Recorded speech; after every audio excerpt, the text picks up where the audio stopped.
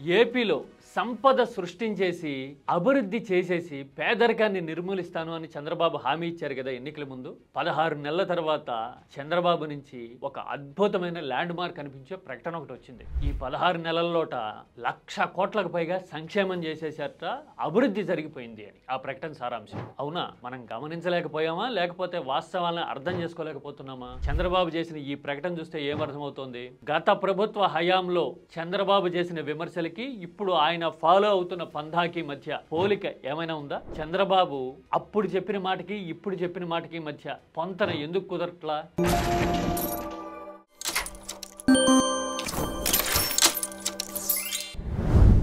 అప్పులు తెచ్చేసి పంచి పెట్టేస్తున్నాడు జగన్.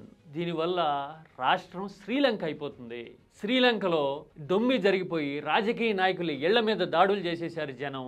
అలాగే ఏపీలో కూడా అలాంటి పరిస్థితులు వస్తాయని ప్రచారం చేయడం చూసాం. అలా ఎందుకు జరిగింది? అప్పుడు విపక్షంలో ఉన్నాం కాబట్టి, మీడియా చేతిలో ఉంది కాబట్టి పరిస్థితుల్ని, సిచ్యువేషనల్ అడ్వాంటేజ్ని తీసుకున్నాం.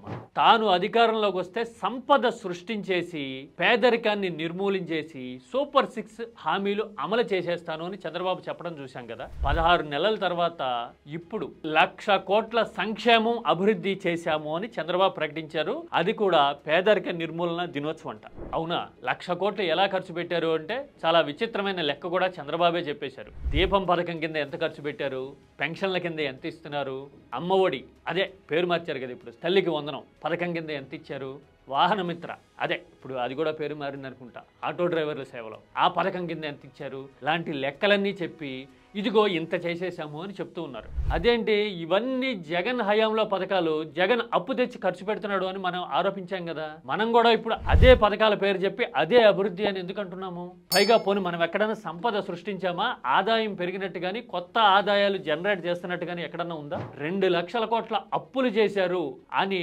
విపక్షం ఆరోపించడం, కళ్ళ ముందు లెక్కలు కనపడడం అనేది నిత్య కృత్యం అయిపోయింది కదా ఏపీలో. ఈ 15 నెలల్లోనూ చేసిన అప్పు దాదాపుగా 2,00,000 కోట్లు. సరే, మన మీడియా అంటే చక్కగా తేనెటీగలు పువ్వుల నుంచి మకరందం సేకరించినట్టుగా అప్పులు సేకరించింది మన ప్రభుత్వం అని అందంగా ఆహ్లాదంగా రాస్తున్నాయి అనుకోండి. కానీ అల్టిమేట్ గా చేస్తున్నది అప్పే కదా. వాళ్ళు ఎంత అందంగా అభివర్ణించినా కూడా, అంటే జగన్ ప్రభుత్వ హయాంలో జరిగిన దానికి, ఏది చంద్రబాబు మాటల ప్రకారం ఇప్పుడు జరుగుతున్న దానికి తేడా ఎక్కడుంది? అప్పులు తెచ్చే కదా ఇప్పుడు కూడా పంచిపెడుతూ ఉన్నారు. ఈ 16 నెలల్లో గ్రౌండింగ్ జరిగి, అభివృద్ధి జరిగి, ఆదాయాలు పెరిగి జనరేట్ అయిన సంపద ఇది అని చూపించడానికి ఒక్క ఇన్స్టెన్స్ అన్న ఉందా? ఒక్క ఉదాహరణ అన్న కనపడుతుందా? కనపడకపోగా పాత పంధానే కొత్త రంగేసి పథకాల పేర్లు మార్చి కొనసాగిస్తూ ఉండగా ఇప్పుడు మాత్రం సంపద సృష్టి జరిగిపోయింది అని చెప్పడంలో ఆంతర్యం ఏంటి? ప్రభుత్వం ఏదున్నా ఇలాగే చేస్తోంది, పార్టీ మారినా విధానం మారలా, ప్రభుత్వం మారినా విషయం మారలా అని అనుకోవాలా? లేదంటే గనక ఈ ప్రచారాలు మీడియా హోర్లో కన్ఫ్యూజ్ అయిపోయి కాలం వెళ్ళబుచ్చాలా?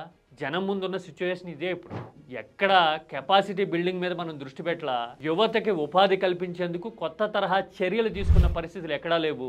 గ్రామీణాభివృద్ధి మీద కానీ, లేదంటే గనక ఎకానమీ రిజర్వేషన్ మీద కానీ, డీసెంట్రలైజ్డ్ డెవలప్మెంట్ మీద కానీ ఎక్కడా ఫోకస్ చేసినట్టు కనపడలా. పైగా గతంలో అయినా విద్య మీద, నాడు నేడు లాంటి పథకాల మీద ఫోకస్ ఉండేది. ఇప్పుడు అది కూడా లేక పిల్లలు ఆసుపత్రులు పాలవుతున్నారు, తాగునీరు లేక బడి పిల్లలు. మెడికల్ కాలేజీలు ప్రైవేటైజేషన్ జరిగింది, డేటా సెంటర్ వచ్చేసింది అని ప్రచారం చేస్తున్నాం. డెవలప్మెంట్ సెంటర్ గురించి అడిగితే అసలు వీళ్ళు గూగుల్ని చూసి ఏడుస్తున్నారని చెప్తున్నాం. అంటే పాత పంధానే మరింత డీగ్రేడెడ్గా ఫాలో అయిపోతూ మనం కొత్త ప్రచారంతో హోరెత్తిస్తూ నెట్టుకొచ్చేస్తున్నాం అనే విషయాన్ని చంద్రబాబు ప్రకటన కళ్ళ ముందు ఉంచింది. సంపద సృష్టి అంటే ఇదేనా? ఇదే జరిగితే గనక 4 ఏళ్ళు 5 ఏళ్ళు గడిచిపోవడం పెద్ద కష్టం కాదు ఈ ప్రభుత్వానికి. కాకపోతే ఒక జనరేషన్ లాస్ అవుతుంది. ఒక 5 ఏళ్ల ప్రభుత్వ కాలము అంటే మోస్ట్ ప్రొడక్టివ్ ఏజ్. ఇంజనీరింగో డిగ్రీనో చదివిన వాడు అవకాశాలు వస్తాయని ఒక 5 ఏళ్ల పాటు ఎదురు చూస్తే అవుట్ ఆఫ్ డేట్ అయిపోతారు కదా. ఆర్థిక వ్యవస్థ కూడా అంతే. ఇంత వాల్యుబుల్ కాలం వృధా అయితే గనక ఆ ప్రభావాన్ని తట్టుకోవడం, తిప్పుకోవడం అంత సులభం కాదు. సార్, మీరు చేస్తున్న ప్రచారాల్లో కనీసం 25% అయినా వాస్తవాన్ని క్షేత్రస్థాయిలో చూపిస్తే గనక ఏపీ నెత్తిన పాలు పోసిన వాళ్ళు అవుతారు సార్. ప్లీజ్.